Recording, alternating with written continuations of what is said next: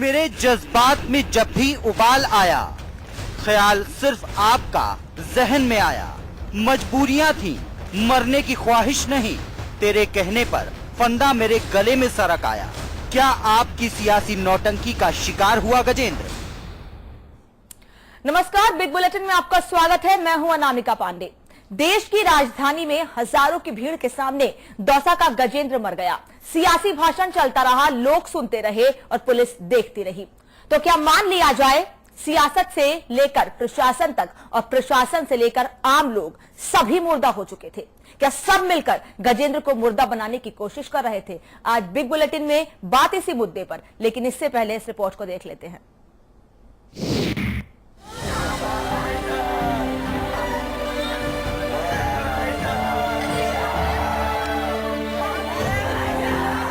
अनगिनत इंसाफ की इबारतों का गवाह जंतर मंतर एक काले अध्याय का भी गवाह बन गया। आम आदमी से इनका मतलब कुछ टाइम से लगाव हो गया था और उनके भाषणबाजियों से उत्तेजित होकर इन्होंने इस तरह का कदम उठाया है। न कि ये आत्महत्या करने वाले शख्स नहीं थे, बहुत जुझारू और मजबूत थे। हजारों की भीड़ के सामने एक किसान खुदकुशी कर रहा था। दिल्ली पुलिस के सामने एक किसान खुदकुशी कर रहा था, और तो और मुख्यमंत्री और मंत्रिमंडल के सामने एक किसान खुदकुशी कर रहा था। कि वही देश का किसान। जिम्मेदारी ऐसी घटनाओं के पीछे उनकी होती है जो उस स्थिति से निपटने में सक्षम हो, और वही लोग वहाँ थे। सिर्फ आम आदमी पार्टी कार्यकर्ता थे, हम लोग तो थे नहीं, या फिर वहाँ पुलिस और प्रशासन थे। मेरे हिसाब जब आम आदमी की रैली थी, आम आदमी पार्टी की, तो सबसे ज्यादा लोग तो उन्हीं के ही होंगे। और सबसे मुझे दुख इस बात पे हुआ कि जब वो प्राण त्याग चुके थे, उसके बाद भी उन्होंने रैली को जारी रखी। सब कुछ आंखों के सामने हुआ, सबकी आंखों के सामने हुआ। वो मरता रहा, सब देखते रहे। शायद वो इस बेशर्म सियासत का मोहरा बना था और सियासत के तमाशे में तबाह हो गया परिवार।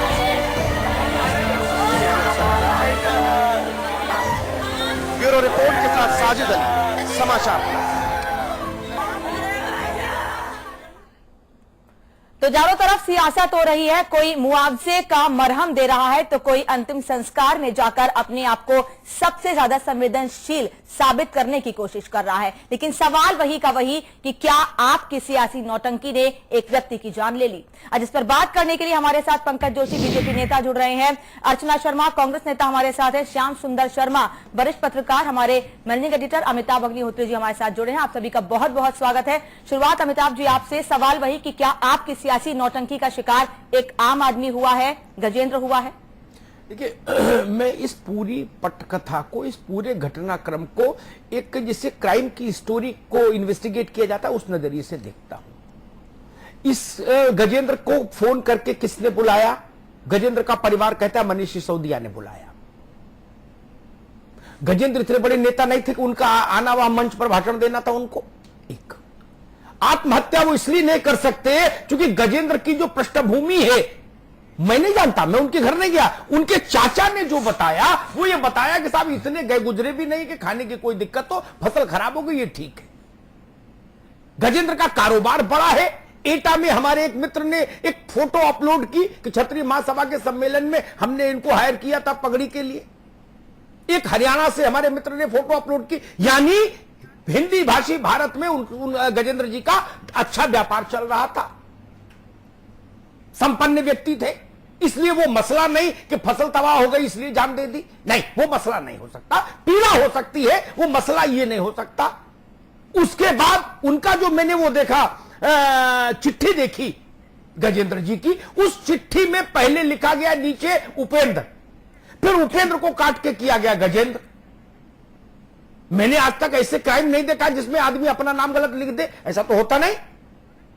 फिर उसके बाद एक सवाल खड़ा होता है, ये व्यक्ति अगर मरने ही आया था अपनी बेबसी के चलते, तथाकथित बेबसी के चलते, तो ये हाथ में झाड़ू जो एक पार्टी का चुनाव चिन्ह है वो लेके क्यों चढ़ा? ये भी बड़ा प्रश्न है। फिर उस व्यक्ति ने चप्पल अपनी कपड़ों में यहां क्यों खोसी? इसका मतलब वो मानता था कि मुझे उतर के आना है। और अंतिम बात जिस पर मेरे मेहमान चर्चा करे, इसलिए मैं विषय प्रवर्तन कर रहा था, उसने ये कार्यक्रम शुरू होने से पहले गजेंद्र ने अपने भाई को फोन किया और कहा अभी टीवी खोलना, कोई चैनल लगा लेना, केवल मैं दिखूंगा। ये प्रश्न। और अंतिम बात जो मुझे इस पूरी स्टोरी का सार लगती है, उसकी बहन ने कहा गजेंद्र की कि ये जो चिट्ठी है, ये इसमें हस्तलिपि जो है, हस्तलेख जो है, ये मेरे भाई का नहीं। वो जो चिट्ठी आम आदमी पार्टी ने मंच पर पढ़ी, वो चिट्ठी उनके परिवार ने कहा ये उसकी राइटिंग नहीं। इन सब बातों को जब मैं जहन में रखूं तो मुझे लगता है यह आत्महत्या नहीं है, यह राजनीतिक नौटंकी का शिकार हो गया एक आदमी। वो गरीब नहीं था, वो सफल व्यक्ति था जीवन में, उसका कारोबार था। और अच्छा, राइट फ्रॉम बिल क्लिंटन, कौन ऐसा आदमी है देश का बड़ा जिसके सिर पर पगड़ी नहीं बांधी गजेंद्र ने? भैरव सिंह शेखावत, अशोक गहलोत, राजेश पायलट, सचिन पायलट, अटल जी, कल्याण सिंह, मुरली मनोहर जोशी, राजनाथ सिंह। मुझे तो कोई बचा नहीं जिसकी फोटो नहीं उसकी वेबसाइट पर पगड़ी बांधते हुए। इतना ऐसा आदमी नहीं था। वो चुनाव लड़ा, और एक बार जो चुनाव लड़ ले वो इतना गरीब हो सकता है क्या कभी? नहीं, उसका कारोबार चल रहा था, इसलिए यह तर्क तो खारिज होता है। अब फिर मूल बात वही आती है, क्या राजनीति इतनी घिनौनी हो गई कि अपना चेहरा चमकाने के लिए किसी को दांव पर लगा देती किसी की जिंदगी? उसका पैर फिसला, या आम आदमी पार्टी के लोगों ने जो कमिटमेंट किया होगा कि हम तुझे बचा लेंगे, वो बचाने नहीं गए। दोनों में से जो हुआ हो, वो तो बाद की जांच का विषय है, लेकिन ये तय है वो मरने नहीं गया था। श्याम सुंदर जी, क्या राजनीति का स्तर इतना गिर गया है कि एक आदमी की जिंदगी की परवाह नहीं है? वही सवाल जैसा कि अमिताभ जी ने कहा कि अपना चेहरा चमकाने के लिए एक व्यक्ति की जान तक ले लेंगे आज के समय में नेता। अनामिका जी, मैं अमिताभ जी की बात से बिल्कुल सहमत हूँ। ये बात निश्चित है क्योंकि ये समाजवादी पार्टी का जिला अध्यक्ष रहा है दौसा का, उसके बाद इसने एमएलए का चुनाव भी लड़ा है दौसा से, अभी आप पार्टी से करीब 1.5 साल से जुड़ा हुआ था। ये निश्चित रूप से पगड़ी बांधने में माहिर था, उसके पैसा कमाता था। इसको पगड़ी बांधने के कहते थे कि ये 1 घंटे में 1100 पगड़ी बांध देता था। तो इतना माहिर आदमी था, पैसा कमाने वाला था। और ये 8 दिन पहले जो कि एक आरएसी में इसका भाई है दिल्ली में, वहां गया हुआ था। तो निश्चित रूप से आप पार्टी से मिला हुआ था, सारी बातें थी। इसकी जुनून जरूर था कि मैं किस प्रकार से प्रसिद्धि पालूं और किस प्रकार से आगे बढ़ जाऊं। तो ये अपने भाई से जिस तरह से बात कर रहा था कि आप चैनल में देखना, सारी बातें होगी, ये सब चुनाव ये स्टैंड वाला बात तो नहीं है। लेकिन इसके अंदर ये तो था कि ये चढ़ा होगा ऊपर और इसका पैर फिसला, क्या हुआ, आप पार्टी वाले इसको संभाल पाए नहीं संभाल पाए, इसका फांसी का फंदा लग गया और चटपट खत्म हो गया। क्योंकि जांच का विषय है सारी चीजें, और जांच के बाद ही कुछ समझ में आएगा कि क्या हुआ। ये निश्चित रूप से मरने के लिए नहीं गया था, ये गया था अपनी पार्टी, अपने आप नेता बनने के लिए कि दौसा का किसी प्रकार से आप पार्टी का बड़ा नेता बन जाए और ये प्रसिद्धि पाले, आगे टिकट मिल जाए। अर्चना शर्मा जी, मैंने अपने जीवन में किसी भी क्योंकि जब आदमी आत्महत्या करता है तो बहुत छोटे समय का आवेग होता है और वो चरम पर आवेग होता है, उस वक्त सुध-बुध नहीं रहती। किसी को आज तक नहीं देखा, इतने बरस हो गए मुझे देश दुनिया देखते देखते, जहां नहीं होता वहां की खबर ध्यान से पढ़ता हूं कि कोई चुनाव चिन्ह लेके आत्महत्या करने गया हो, ये झाड़ू लेके गया। अर्चना जी। देखिए अमिताभ जी, बिल्कुल सही बात है। और क्रमवार जो आपने पूरी घटना का विवरण दिया, उससे तो ऐसा प्रतीत होता है कि थिएटरिक्स जो पॉलिटिक्स में एंटर कर गया आम आदमी पार्टी के रूप में, उसकी परिणति ये हुई कि एक मुख्यमंत्री मंच से भाषण देते जा रहे हैं और उनकी पार्टी का एक कार्यकर्ता एक मंच के माध्यम से एक संदेश दे रहा है कि भाई पीड़ित है किसान और एक नौटंकी चल रही है, और उस नौटंकी ने उसकी जीवन लीला को समाप्त कर दिया। लेकिन अमिताभ जी, आपकी ये बात भी बिल्कुल सही है कि कोई आदमी आत्मघाती कदम जब उठाता है तो एक्सट्रीम आवेश पर वो होता है और वो कुछ क्षणों का होता है। यदि उसे टाल दिया जाए तो कोई मरने के लिए बहुत मुश्किल से तैयार होगा। और वो व्यक्ति जो बिल्कुल सेंसिबल हो, समाज में जिसकी पहचान हो, जो सक्षम हो, और आपने बैकग्राउंड भी जो बताया कि ऐसी स्थिति नहीं थी कि वो आत्महत्या के लिए तत्पर हो, भरा अर्चना शर्मा वो 4 पहिए की गाड़ी मेंटेन करता थे गजेंद्र जी। मुझे लगता है अमिताभ जी कि आम आदमी पार्टी जो अपने वादों पर खरी उतरने में अक्षम रही हो, जिसके मुख्यमंत्री ने कुछ समय पहले एक सभा में कहा हो कि भाई 100% नहीं 40%, 45% वादे पूरे कर दीजिए तो भी बहुत है। वो पार्टी अपने वजूद को कायम रखने के लिए, क्योंकि कांग्रेस ने एक बहुत बड़ी रैली दिल्ली में की थी, उसके बाद उन्होंने भूमि अधिग्रहण बिल को लेकर के जो संसद को घेरने का कार्यक्रम बनाया, तो उसमें एक मीडिया में पब्लिसिटी लेने के लिए एक अलग से उसको तवज्जो मिले। मुझे लगता है एक सियासी नाटक रचा था और इस नाटक की बलि ये व्यक्ति चढ़ गया।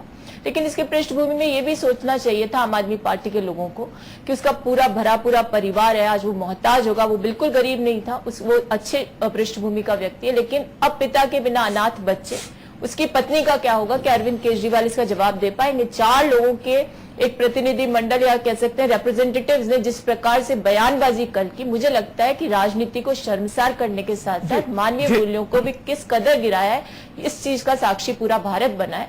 और मैं समझती हूँ कि राजस्थान में जो आत्महत्याएं हुई हैं उसके साथ इसको जोड़कर देखें तो भी कोई गलत नहीं, क्योंकि राजस्थान में ये परंपरा ही नहीं थी कि किसान आत्महत्या करे। ऐसा क्या हुआ राजस्थान के परिदृश्य में कि 15 महीने के अंदर अंदर पिछले 2 महीनों अच्छा जी, वो बात फिर अपन किसी दिन करेंगे, विषय डाइल्यूट हो जाएगा। पंकज जोशी, मुझे समझाइए, जब उसकी बहन ने कहा कि ये चिट्ठी की राइटिंग मेरे भाई से नहीं मिलती, उसकी राइटिंग से, ठीक, अब केजरीवाल और सिसोदिया जी और कुमार विश्वास से ज्यादा तो अपने भाई की राइटिंग बहन जानेगी, ठीक। अब सवाल उठता है, जब वो राइटिंग उसकी नहीं थी, वो चिट्ठी किसने लिखी और वो चिट्ठी आम आदमी पार्टी के मंच से पढ़ के कैसे सुनाएगी? वो चिट्ठी का राइटर फिर कौन है पंकज जोशी जी? इससे पता लग जाता है कि ये स्क्रिप्टेड मामला था। बिल्कुल, देखिए ये पहले सोची समझी पूरी जो है ये पूरी एक साजिश थी जिसको कि राजनीति चमकाने के लिए किसी की जान ली गई। और बिल्कुल आप सही कह रहे हैं कि एक बहन जो है अपने भाई की राइटिंग, क्योंकि वो इतने साल उसके साथ रहती है, इतने परिवार में रहती है, उसकी राइटिंग, उसका सब कुछ उसको पता होता है, वो सब चीज उसकी पता थी। बिल्कुल सही बात कह रहे हैं, जो आदमी 2 दिन 4 दिन कभी कभार मिलता हो और राइटिंग भी होती हो नहीं होती हो, बात जरूर होती हो कभी, खाली इतनी सी हो वो नहीं पहचान सकता। और जिस तरीके का ये सियासी नाटक रचा गया, मेरे ख्याल में भारत की राजनीति में मुझे तो जब से मैंने देखा है, इस टाइप की एक सार्वजनिक रूप से इस टाइप की जो है हिमाकत शायद पहली बार हुई है। मेरे ख्याल में ये जो कृत्य किया है ये वास्तव में जो है काला अध्याय है राजनीति के लिए। श्याम सुंदर जी, इसके पीछे का मैंने मंतव्य पता लगाया कि भाई इसकी जरूरत क्यों पड़ी इस प्रहसन की, जो बाद में दुखांत हो गया। तो मुझे समझ आया कि राजस्थान की भाजपा सरकार के जरिए केंद्र की मोदी सरकार को वो घेरना था, ये एक लक्ष्य बना, ठीक। मैं ऐसे लोगों को क्या हम लोग नाम दे सकते हैं, भारत का समाज, ये काम करने के लिए आप राजस्थान के गांव में घूम जाते तो भी हो जाता, उसके लिए किसी की बलि देना जरूरी था? श्याम सुंदर जी।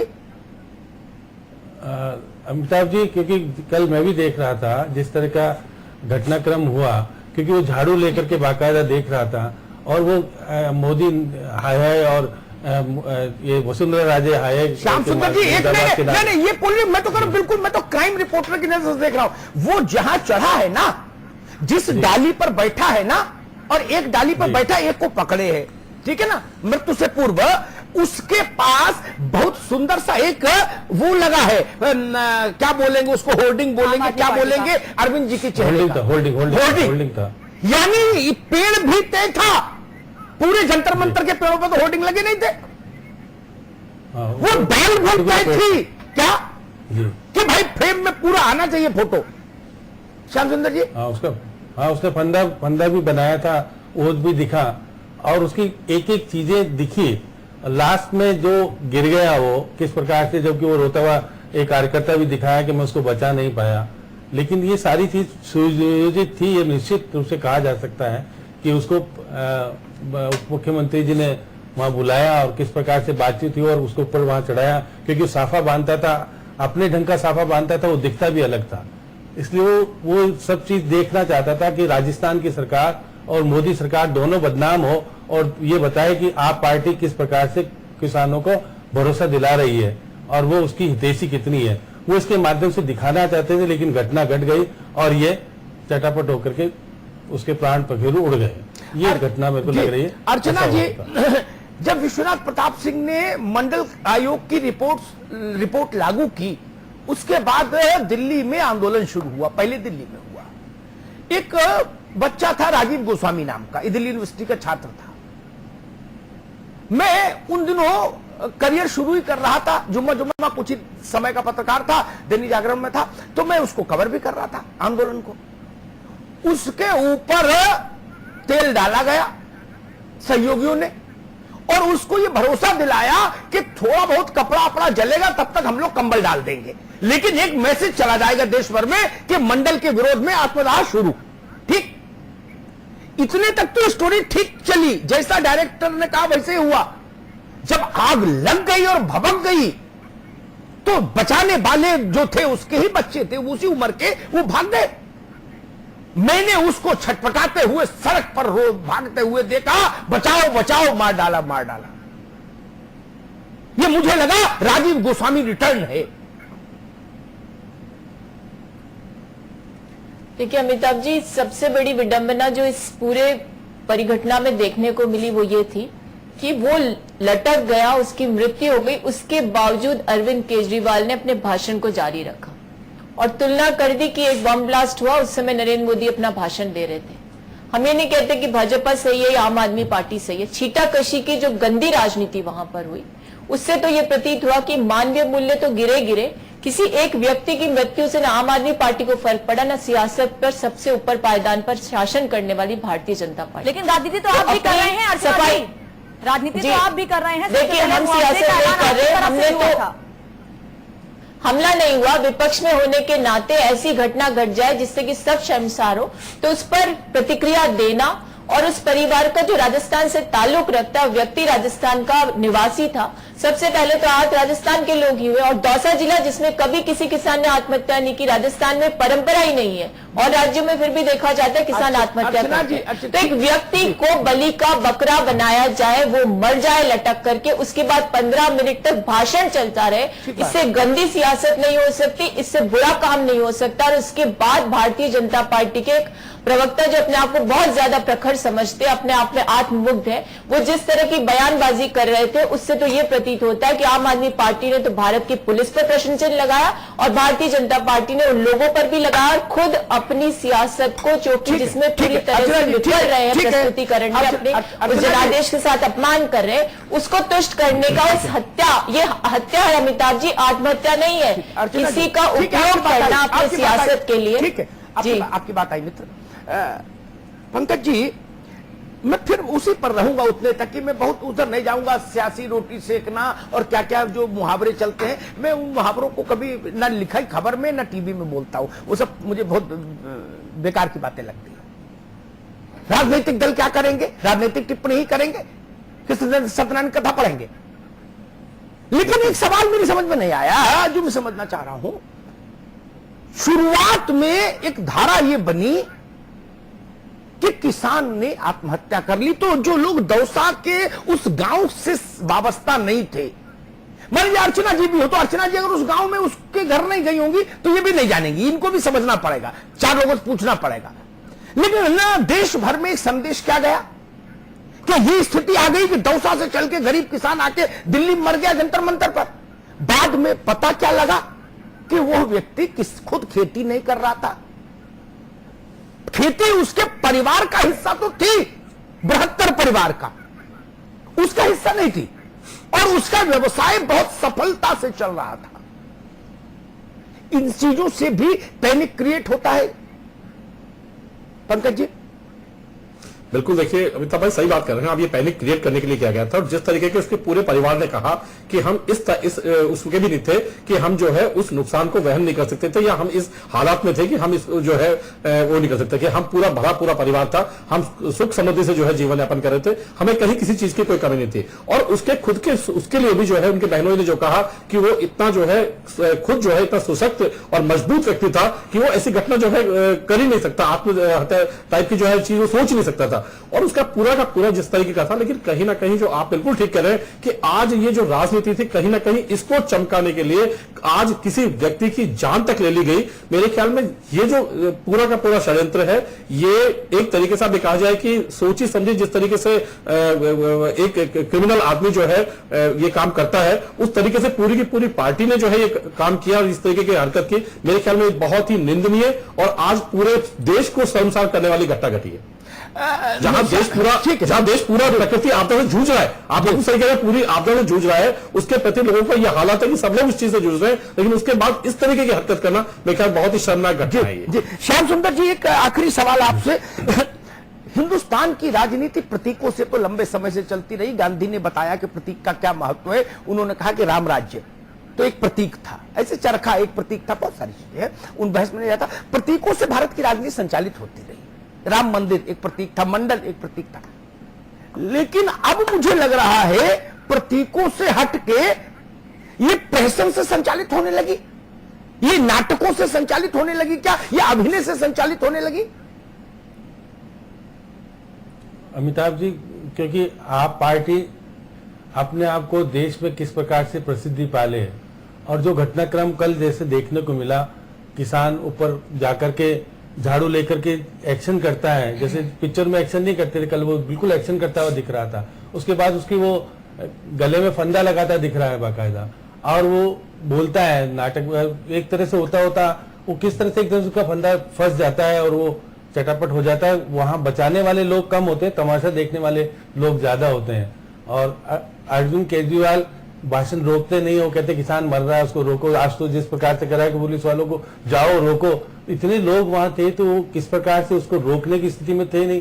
कितने बड़े वो पेड़ आप देखे, नीम का पेड़ था, और किस प्रकार से पोस्टर श्याम सुंदर जी, अरविंद जी ने कहा मेरे मित्र हैं, आम आदमी पार्टी के 5-6 जितने बड़े नेता सब मेरे मित्र हैं जी। संयोग से। फिर भी मैं ये बात जरूर कहूंगा, क्योंकि सच बात कहना जरूरी हो जाता है समाज के लिए। अरविंद केजरीवाल ने कहा कि जी मैं तो जी मेरे तो अंडर में नहीं जी, पुलिस मेरी तो सुनती नहीं। ठीक, ये कहा ना कल उन्होंने।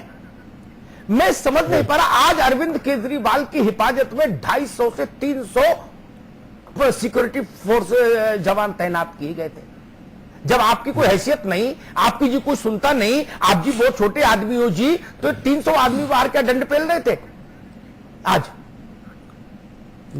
मुख्यमंत्री होने के नाते उनकी कौन कहता है नहीं चलती? नहीं, अर्चना जी, कल मुख्यमंत्री ने कहा कि मैं मेरी कौन सुनता, मैं तो कहा भाई रोको रोको, उनने रोका ही नहीं, क्योंकि मेरे अंडर में नहीं पुलिस। आज ये 300 आदमी 400 आदमी अरविंद केजरीवाल के घर को छावनी बना के जो बाहर तोप लिए खड़े थे, ये मेरे गांव के ननकू के घर तो नहीं जाते ये लोग सिक्योरिटी के देने।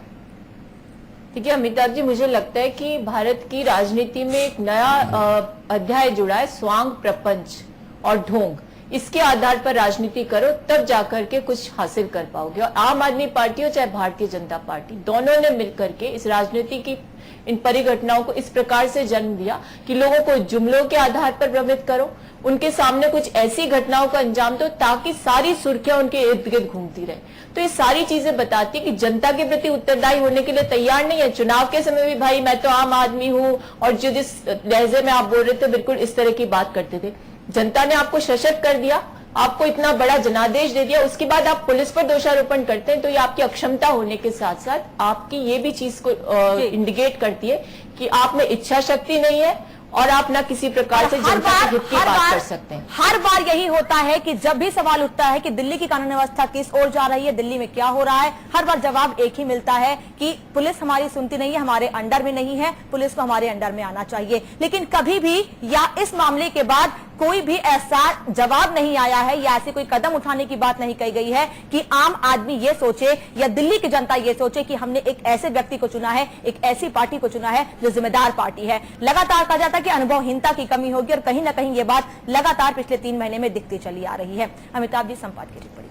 देखिए, अरविंद जी बिजली के खंबे पे भी चढ़ चुके। जयपुर वालों ने देखा होगा, मैंने देखा उनको चढ़े हुए, प्लास और पेचकस दोनों ले गए, तो टोपी भी लगाए थे। जब बिजली के खंबे पर चढ़ सकते हो दादा, तो पेड़ पर चढ़ना तो बाएं हाथ का खेल है। खंबे में तो डर भी लगता है कि 400 कितने 11,000 वोल्ट कितना होता है, 2 मिनट में मर जाओ। आप तो इतने जीवट के आदमी थे, तो वहां क्यों मंच से हाथ हिला रहे थे कि देखो जी, देखो, रोको जी, कौन है जी, क्या है जी? और जो फोटो छपे हैं अखबारों में, जो विजुअल्स आए, वो क्या बोल रहे हैं? देह की भाषा बता रही है कि आपको कष्ट नहीं। और सारी बातें एक तरफ, मैंने जो कुछ बिंदु उठाए, मुझे लगा ये जनता के सामने जाने चाहिए, इसलिए आज मैं इस पर बिग बुलेटिन लेके आ गया।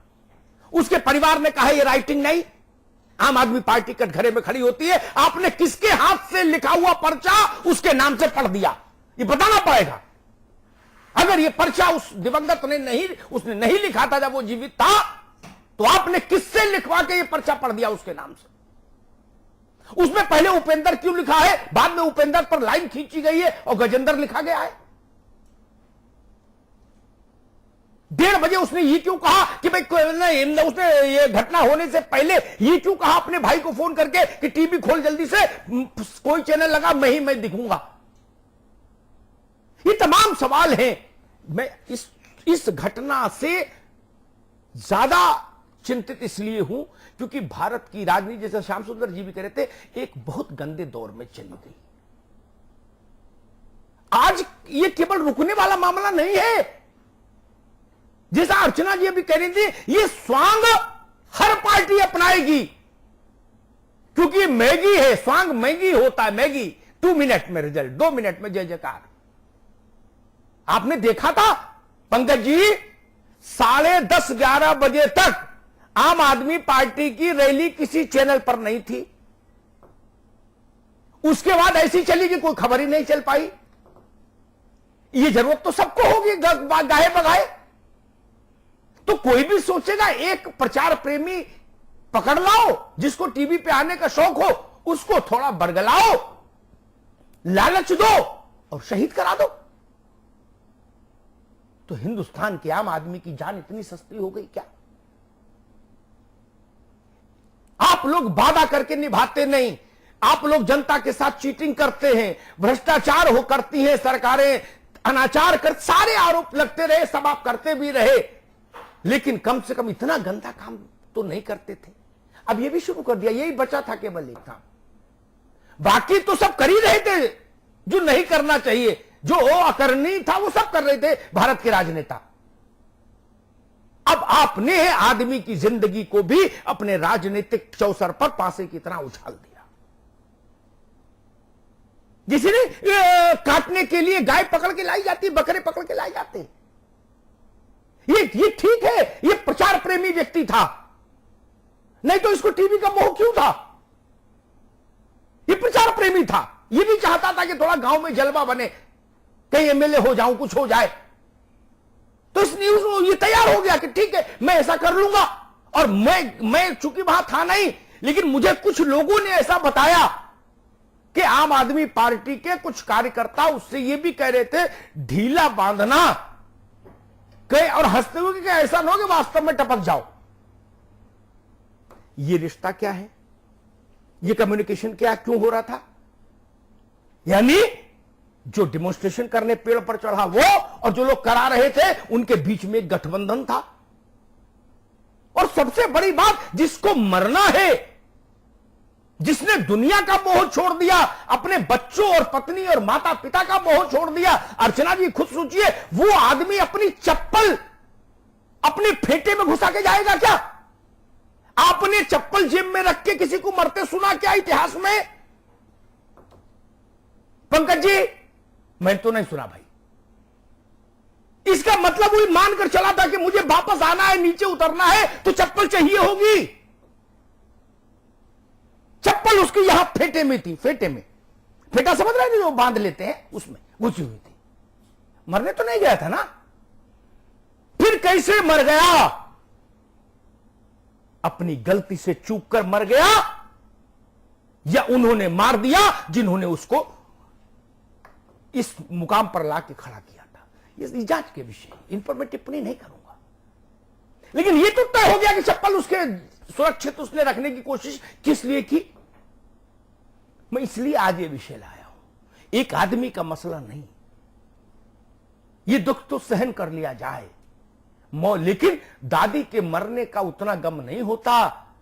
लेकिन मौत ने दरवाजा देख लिया, कल दूसरे को लेने आएगी, तब क्या करेंगे? एक कहावत है ना गांव में, अब सारे राजनीतिक दल अगर इसी रास्ते पर चल निकले तो भारत की तस्वीर क्या बनेगी, भारत के समाज की तस्वीर क्या बनेगी, यह मेरी चिंता का विषय है। मैं ईश्वर से यही प्रार्थना करता हूं कि यह स्वांग, अर्चना जी के शब्दों में कहूं तो यह स्वांग भारत की राजनीति में अंतिम स्वांग होना चाहिए, अंतिम स्वांग होना चाहिए। बहुत बहुत धन्यवाद। श्याम सुंदर जी आपका, पंकज जी आपका, अर्चना जी आपका, अमिताभ जी आपका बहुत बहुत धन्यवाद जुड़ने के लिए, चर्चा में शामिल होने के लिए। बिग बुलेटिन में फिलहाल इतना ही, लेकिन समाचार प्लस पर खबरें लगातार जारी हैं।